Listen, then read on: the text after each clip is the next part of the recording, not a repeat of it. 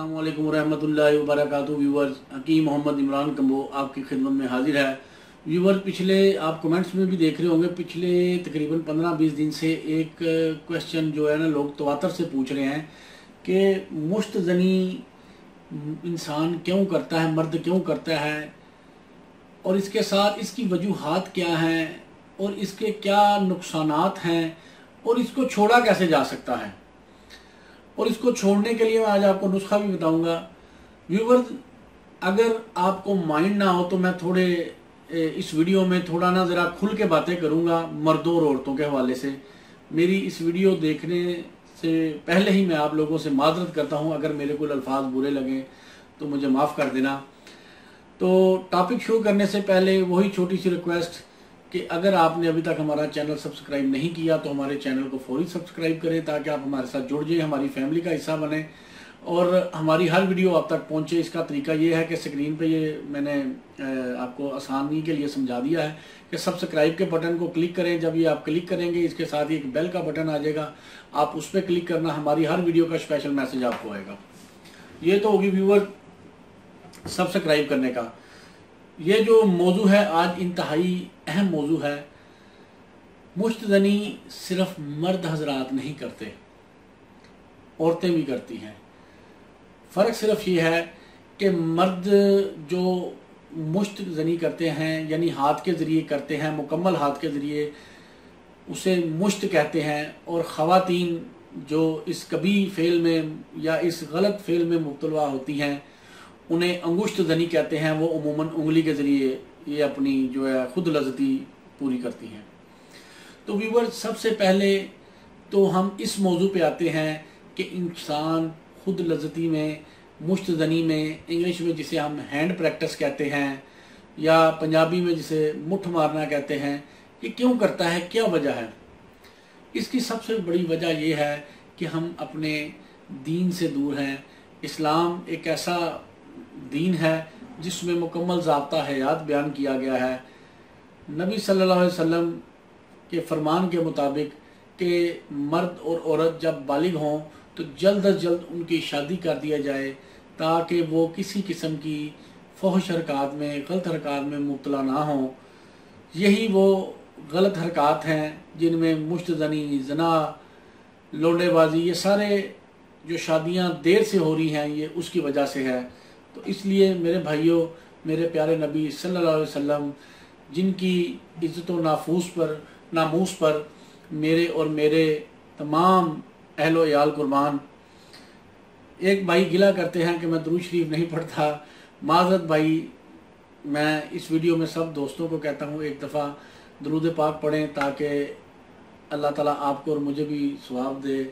बिस्मिल्लाहिर्रहमानिर्रहीम। अल्लाहुम्मा सल्लि अला मुहम्मदिन व अला मुहम्मद कमा सल्लैता अला इब्राहीम व अला आलि इब्राहीम इन्नका अल्लाहुम्मा बारिक अला मुहम्मद व अला मुहम्मद कमा बारकता अला इब्राहीम व अला आलि इब्राहीम सल्लल्लाहु अलैहि। लो मेरे प्यारे भाई, आपकी ख्वाहिश भी पूरी कर दी। बात मेरे प्यारे नबी सल्लल्लाहु अलैहि वसल्लम की हो रही थी।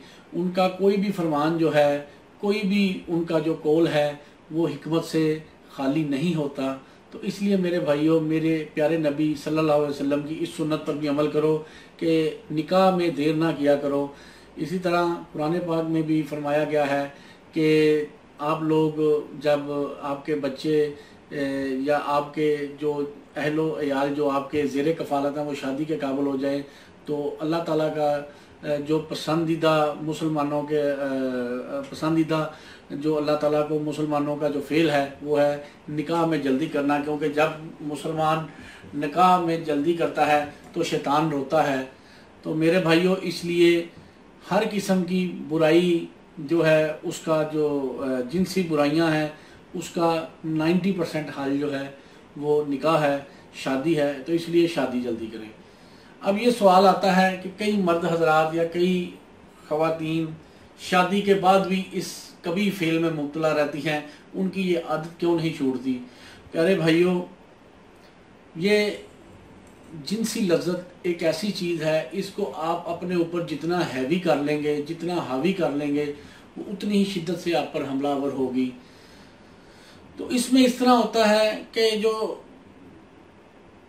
मर्द ख़ास तौर पर जो मुश्तज़नी करते हैं वो होता ये है कि अपने दोस्तों में, अपने साथियों में, जब वो जवानी नई नई उठती है तो दोस्तों साथियों में बैठते हैं तो वो जिनसी जब वो तज़किरे करते हैं तो सबसे पहले उनका यही तज़किरा होता है कि ये जी मुश्तज़नी करने से उज़व की लंबाई में इजाफ़ा होगा, उज़व मोटा होगा, ये होगा, फ़लाँ होगा, ऐसे हो जाएगा।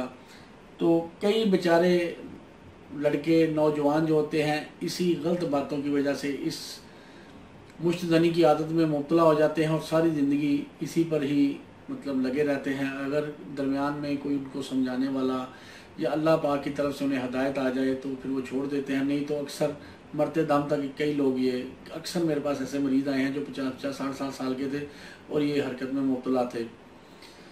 तो व्यूवर, ख़वातीन में ये अमल बहुत कम है, शादो नादर ही मिलता है, लेकिन होता ज़रूर है। बहुत कम ख़वातीन इस मर्ज़ में मुब्तला होंगी। तो व्यूवर, ये तो मैं इसकी वजूहात बता रहा हूँ किस वजह से इसमें मतलब मुब्तला होता है। मौजूदा दौर में गर्म ग़ज़ाएँ हैं ज़रूरत से ज़्यादा, इसके साथ साथ मीडिया इतना आज़ाद हो गया है, हर एक की दस्तरस में आ गया है, तो नौजवान बच्चे वक्त से पहले ही बालग हो रहे हैं और इस तरह के फेल में मुब्तला हो रहे हैं, क्योंकि अब जिनसी मौत तक रसाई कोई इतनी मुश्किल नहीं रही, लोग फ़ौरन उसके पास पहुंच जाते हैं। तो अब आते हैं वजूहात के बाद इसके अलामात की तरफ और इसके इलाज की तरफ, और उसके बाद मैं आपको एक खुराकी नुस्खा बताऊंगा जो मुश्तज़नी छोड़ने में आपकी मदद करेगा, चाहे वो मर्द को हो चाहे वो औरत को हो। तो व्यूवर, सबसे पहले जब आपने मुश्तज़नी छोड़ने का इरादा करना है तो सबसे पहले आप अपने आप को मज़हब की जानब माइल करें, क्योंकि कोई भी दुनिया का मज़हब है वो इंसान को बुराई से रोकता है, नेकी की तबलीग करता है। जो हमारे मुसलमान भाई हैं वो 5 टाइम नमाज पढ़े, अल्लाह को याद करें और हर वक्त पाक साफ रहने की कोशिश करें। यकीन करें 90% इलाज यही है, बाकी 10% इलाज वो जनाब दूसरी अद्वियात वगैरह कर देते हैं। उसके बाद आपने जो इस तरह के बुरे दोस्त हैं उनकी सोसाइटी छोड़नी है, उनसे मिलना जुलना तर्क करें। अगर आपको जिनसी मवाद देखने का, ब्लू फिल्में देखने का शौक़ है, उससे आपने परहेज़ करना है, वो छोड़ देनी है। जब जारी बात है आप नमाज़ पढ़ेंगे और अपने आप को पाक साफ रखने की कोशिश करेंगे तो ये अमल भी आपको जारी बात है बुराइयों से रोकेगा। और उसके बाद आपने अपनी खुराक में चेंजिंग लानी है। आपने तेज़ मसाले वाली अशिया नहीं खानी, गर्म अशिया नहीं खानी। इसके अलावा सोने से 3 घंटे पहले आपने खाना खाना है, ठीक है जी। गोश्त अगर खाना है तो उसके अंदर सब्ज़ी मिलाएं, उसके बगैर आपने गोश्त नहीं खाना। इसके अलावा आपने सुबह उठकर सुबह की सैर लाजमी करनी है और अल्लाह ताला से दुआ करनी है कि अल्लाह ताला मुझे इस मामले पर साबित कदम रखे। इंशाल्लाह ये आपके समझ लें ये रूहानी इलाज है। इंशाल्लाह ये करने से आपको 90% फ़र्क पड़ जाएगा, आप मुश्तज़नी छोड़ देंगे। अब आते हैं मुश्तज़नी करने के नुकसानात क्या आते हैं, चाहे वो मर्दों में है चाहे वो औरतों में है। मुश्तज़नी का जो मर्दों में सबसे बड़ा नुकसान होता है, उनके उज़्व की ग्रोथ रुक जाती है, उनके उज़्व के पट्टे दब जाते हैं और उनमें दौरान खून पूरा नहीं रहता। उज़्व टेढ़ा हो जाएगा, उज़्व झुक जाएगा, उज़्व की कमर टूट जाएगी। इसके अलावा ज़कावत हिस्स हो जाएगी, मर्द जो है सेक्स के ख्याल से कतरे आने शुरू हो जाएंगे और इसी के साथ साथ सूरत इंजाल यानी जल्दी फारग होने का अर्जा भी हो जाता है। तो व्यूवर, अगर इसके नुकसानात मैं बयान करने शुरू करूं तो हज़ारों हैं, चीदा मैं बता रहा हूं। दिल, दिमाग, जिगर, गुर्दे कमज़ोर हो जाते हैं, क्योंकि जब इंसान हर वक्त जिनसी हरकत में मुब्तला रहता है तो इंसान के ये ऑर्गन्स हर वक्त हरकत में रहते हैं और मुसलसल हरकत में रहने की वजह से, दौरान खून तेज़ होने की वजह से ये जो है कमज़ोर हो जाते हैं उज़्व सारी। तो व्यूवर, ख़वातीन में यही मसला है कि शर्मगाह ढीली हो जाती है, लिकोरिए का मर्ज हो जाता है, कमर में दर्द रहने लग जाता है, आंखें नज़र कमज़ोर हो जाती है, बाल गिरने लग जाते हैं, मिजाज में चिड़चिड़ापन आ जाता है। ये छोटे छोटे मसाइल जो हैं, जो आपको फौरी तो नहीं फ़ील होते लेकिन आहिस्ता आहिस्ता आपके फ़ील होने शुरू हो जाएंगे। ये मैं गलत बयानी नहीं कर रहा, मेरे पास बहुत से ऐसे मरीज़ाएँ आई हैं जिनको ये प्रॉब्लम थे और उनको अल्लाह के फजल से उनका इलाज किया, अब वो खुश व खुर्रम ज़िंदगी गुजार रहे हैं। दवाखाना हमारा गुजरांवाला में है, GT रोड के ऊपर। सुबह 10 से शाम 7 बजे तक मैं बैठता हूँ, जुमे की छुट्टी करता हूँ। आने से पहले आप लोग किसी भी किस्म के इलाज के लिए मुझसे टाइम ले लेना, ज़रूर मैं हाज़िर होऊंगा। तो व्यूअर्स अब आते हैं मुश्तज़नी के इलाज की तरफ, खुराकी इलाज की तरफ। क्या आपने खुराकी इलाज क्या करना है? खाने का परहेज़ मैंने आपको बता दिया है। अब आते हैं इलाज की तरफ। व्यूअर्स ये जो मैंने आपको तफसील से लेक्चर या असबाब इलाज बताए हैं, तो बराए मेहरबानी इस वीडियो को आपने पूरी गौर से देखना, ताकि आप लोगों को समझ आए कि ये कितना बुरा फेल है। चाहे वो मर्द हैं या चाहे औरत, दोनों के लिए नुस्खा एक ही है। यकीन करें कि ये नुस्खा इतना कामयाब है, बताने को दिल तो नहीं था कर रहा, लेकिन लोगों ने रिक्वेस्ट इतनी की है कि मेरा दिल कर गया कि दवाखाने का एक कीमती राज आप लोगों को बता दूं। ये मेरे दवाखाने का ऐसा नुस्खा है जो मैं मुश्तज़नी छोड़ने वाले मरीजों को बिला झिझक इस्तेमाल कराता हूँ। कैमरा करीब करें जी, जरा अज्जा दिखाएं इनको।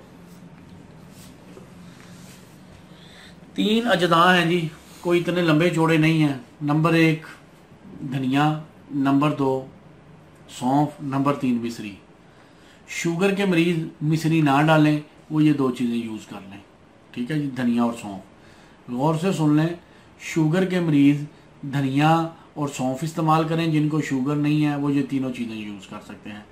ये चीज़ें लेनी कितनी हैं, नाम तो आपको समझ आ गया होगा। नंबर 1 धनिया, नंबर 2 सौंफ, नंबर 3 ये मिश्री है।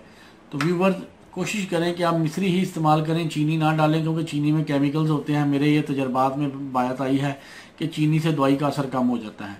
ये धनिया वो है जो खुशक धनिया हम सालन वगैरह में डालते हैं। अब आपने क्या करना है कि ये तीनों चीज़ें बराबर वजन लेके पीस लेनी है ग्राइंडर में। पीसने के बाद आधा चम्मच आपने सुबह खाली पेट दूध के साथ इस्तेमाल करना है, और आधा चम्मच आपने शाम को 6 बजे इस्तेमाल करना है।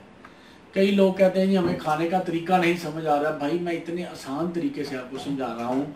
सुबह खाली पेट आधा चम्मच दूध के साथ, यानी खाना खाने से पहले आपने 1 घंटा पहले नमाज वगैरह पढ़ के ब्रश वगैरह करके आपने इसका बड़ा आधा चम्मच, अगर छोटा चम्मच लेना है चाय वाला तो वो पूरा ले ले, दूध के साथ खा लेना है। उसके बाद 1-2 घंटे बाद जब भूख लगे आपने खाना खा लेना है। उसके बाद आपने ये शाम को 6 बजे भी इसी तरह ही खाना है दूध के साथ। अगर सर्दियां हैं तो नीम गर्म दूध ले लें, अगर गर्मियां तो हम सादे दूध के साथ। चीनी वगैरह मिलाने की ज़रूरत नहीं, अगर कोई मिलाना चाहे कोई इशू नहीं है। इसके साथ साथ आपने क्या करना है कि आपने गर्म चीज़ों का इस्तेमाल बिल्कुल तर्क कर देना है। अंडा, मछली, गोश्त वगैरह इसका परहेज़ करना है कम से कम 20 से 25 दिन, और नमाज वगैरह की पाबंदी करनी है। व्यूअर्स ये नुस्खा मैंने आपको बता दिया है। जो शुगर वालों का परहेज़ है वो भी बता दिया है। नुस्खा एक ये ऐसी चीज़ है, ये जो 3 चीज़ों का नुस्खा बताया कि जिन लोगों को ब्लड प्रेशर का आर्जा है वो लोगों ने कैसे इस्तेमाल करना है, ये मैं नुस्खा एक अगली वीडियो में बताऊंगा। आपको पता चलेगा कि ये 2 चीज़ें ब्लड प्रेशर के लिए कितनी आला चीज़ हैं कि लाखों रुपए के नुस्खे से जो आपको कंट्रोल नहीं ब्लड प्रेशर होगा, इन 2 छोटी चीज़ों से हो जाएगा। इसकी मैं वीडियो नेक्स्ट आपको आएगी। ये वीडियो काफ़ी लंबी हो रही है, एक वीडियो में 2 से 3 नुस्खे बताने का फ़ायदा नहीं, आपको समझ नहीं आएगी।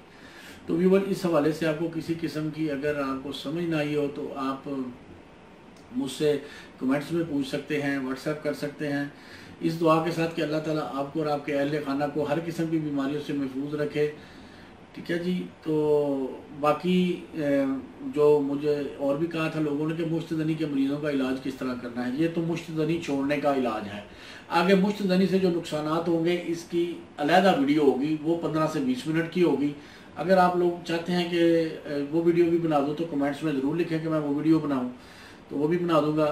तो इस दुआ के साथ अल्लाह ताला आपको और आपके अहले खाना को हर किस्म की बीमारियों से महफूज रखें। अस्सलाम वालेकुम रहमतुल्लाहि व बरकातहू।